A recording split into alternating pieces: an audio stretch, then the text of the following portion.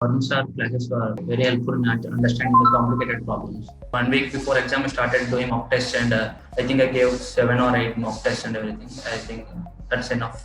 After doing the OTP MCQs, I used to learn more about the subject because of the and explanation.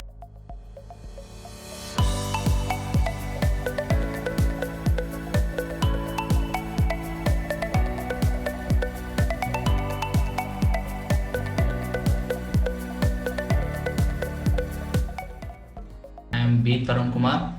I completed my BCom and I recently passed my CMA. I am from Kurnool, Andhra Pradesh.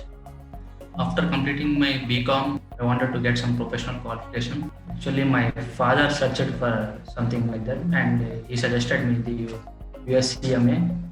OTP was very helpful, and I practiced 2-3 times, and it is in the exam format, so I got used to that format in the exam. CMA matlab miles.